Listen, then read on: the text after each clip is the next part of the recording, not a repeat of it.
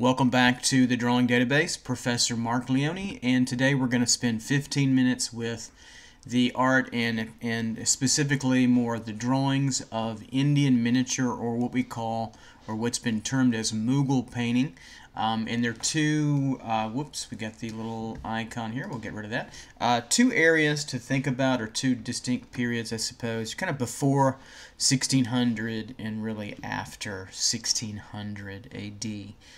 As well. You know, I'm not an art historian, so we're going to look at the drawing aesthetic quality more than period attributes and more social context. That's certainly important, but with 15 minutes we'll focus on the drawing aesthetics. Here you have a beautiful, delicate rendering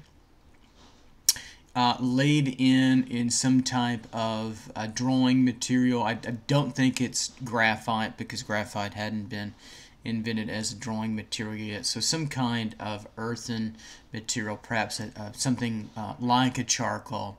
And here we see a very stylized, curvy linear approach to the forms of the two, charging, fighting buffalo, kind of water buffalo type individuals. What you notice is their unique, not only stylization, the beautiful rendering in the horn area, but also their positioning and also their perspective. We get this more kind of frontal view of the box of the form of the bull here, and then more of a profile view here of this particular bull, which gives us some indication that there's a sophisticated understanding of composition and movement and rhythm at play, and also points of view, I think, are fascinating. It's interesting how they're both faced towards our viewer.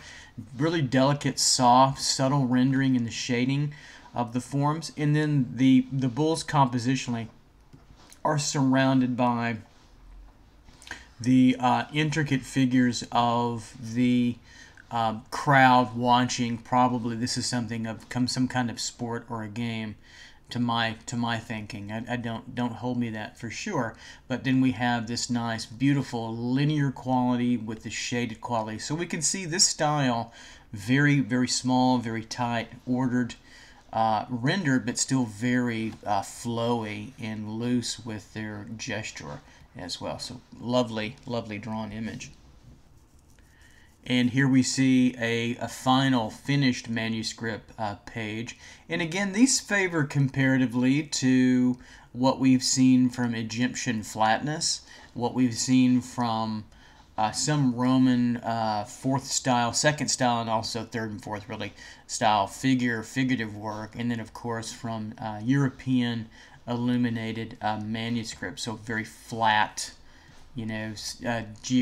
geometric style, and then the filling in of color in the red here, blue, the important royal kind of figures with blue skin. We see that when important, or religious figures. We get this interesting sort of diagonal cliff as the patrons and the adoring subjects are kind of aligned, but they get some movement here, and then we get the repetitive nature of the design, and then very vertical lay-in of the figures here, closed in by the window or the throne, and then the overall top, and then we get some sky back there. Very stylized, very flat, filled in, but some volumetric painting after the lay-in of the drawing to give us a sense of a little bit of 3D, but mostly pattern oriented. Now in this image we get a more distorted view of perspective, a little flatter, much flatter. The hierarchy, as objects recede from us, the higher they are, the further they are away from us in perspective. What I think is nice is you get all these little heads, people's heads peeping up out of their homes, and they're quite large compared to their homes. So there's a very charming kind of quality. So there's an idea of presenting nature as we see it, but as our eye is learned now, we see the flatness that goes on, the stylization, the orthogonal perspective that distorts and opens up the distance wider, and things get squeezed narrower as we come down to an applied reverse vanishing point. And so we see the more of an aspect type of context rather than an accuracy, complete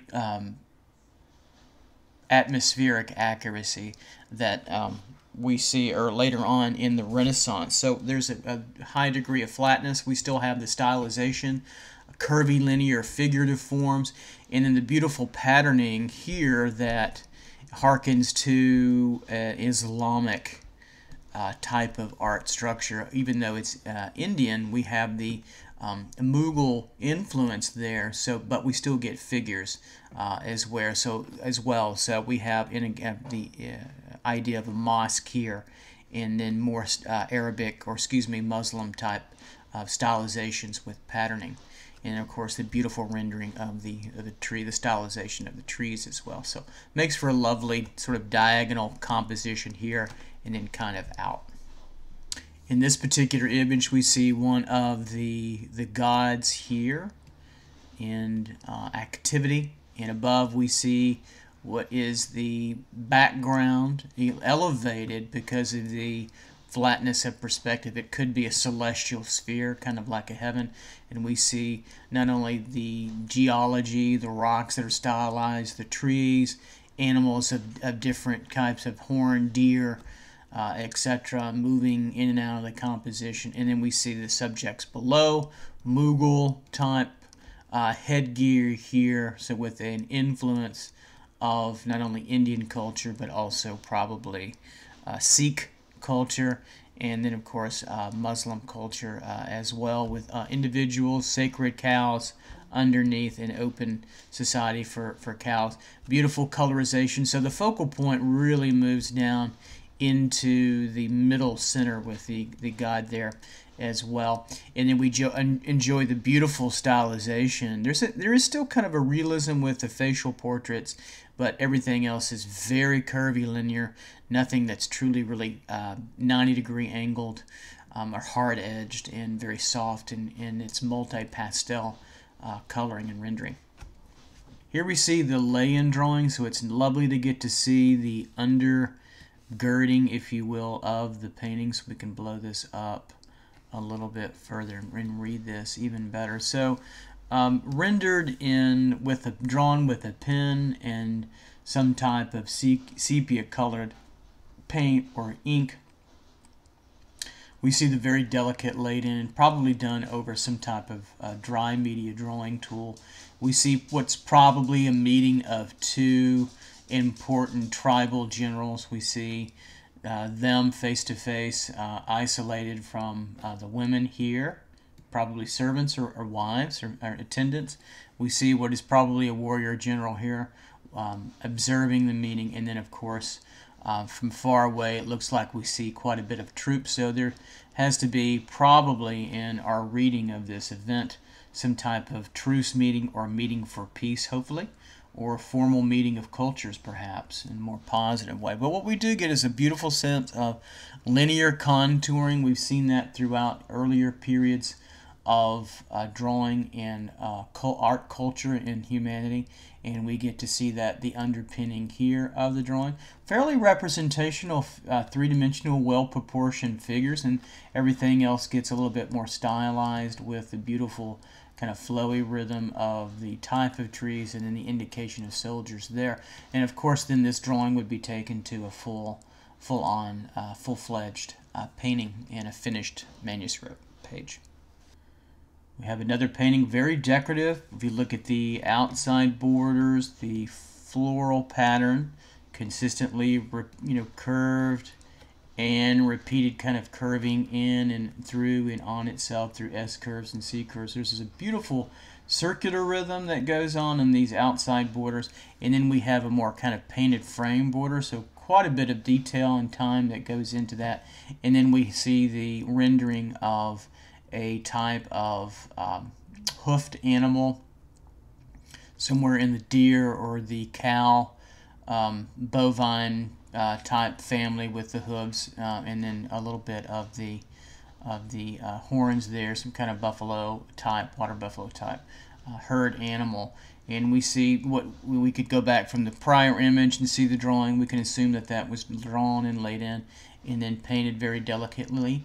Mostly flat, but we do see some idea of depth and perspective as we see the drawing of the fern type plants, and they begin to recede a little bit further back here with less detail. And then we do see some indication of painting for roundness. We get more shadow underneath here, and then as the form turns, right, we get a little bit lighter, and then it goes back to dark. So there's an indication of three-dimensionality, some overlap here with respect to the forms as well. So a beautiful, faithful rendering of an animal. Here's a lovely manuscript page of, it looks like perhaps a god, multiple gods. Again, I'm not a authority on Indian religions, so I'm not going to attempt to make a stab at who it is and what's going on, but we do see somebody particularly important, perhaps a god of death or the underground, kind of like a Hades type figure, and we see dismemberment and some carnage here of perhaps revenge or justice for evil done against humanity. But we see that quite a bit, so it's a combination of beheaded figures and bodies, etc., and so on, and tridents. Stylistically, it's relatively flat, but beaming with attention and dynamicism and movement in the stroking pattern of the drawn smoke. It's a smoky, whimsy, almost kind of vortexy cloth feeling that gives you curves and movement, and also counter contouring. That's quite bulbous and lovely, but we notice this kind of movement through the fire. So this all is reflective of the idea of smoke. So this whole image is really turning and wavy with smoke. We get a diagonal coming in through here and over, and then another diagonal with the body through, and then up and over with a slight diagonal. And it's important to know that this particular key figure is higher up against the atmosphere to really frame the head against these two implied verticals here to really make this particular window area the ultimate dynamic focal point of the composition. And then we get the secondary figure that's also above the horizon line that gets secondarily framed and is enveloped also in that blue kind of sky material, which is important to know as well. So I think we get really lovely quality all over with the curvy linear drawing style that lends a particular charm to what's a very tiny image. And then lastly, later after 1600 again, image of an emperor or important royal palace member with his attendants or wife or perhaps multiple wives here in a garden outside the palace. And we get a river view here. We get river rock, and none of this is to scale. They would be, if this was in true scale, they would be 30 or 40 feet tall above the landscape. But we do get the push of trees diagonally here. They're pushed this way.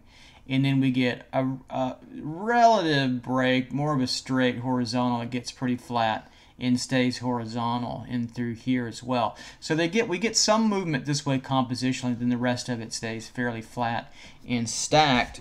And as objects recede from us, rather than getting grayer or lighter, they generally just go higher up the composition. So we end our little lecture today on Indian Mughal miniature painting and drawing with the revelation that it's still relatively flat, small, and curvy linear in size, with the figures and the proportions generally don't necessarily are not necessarily meant to relate to one another. Here we have the overimportance, if you will, of the figures, and again they're drawn in a very tight graphic manner, very stylized but very controlled and very consistent and very delicate in contouring and also its subsequent mark making. Alright, so there we have a very quick look into Mughal painting with a more open eye towards the drawing and composition aspect. Guys, take care out there. Bye-bye.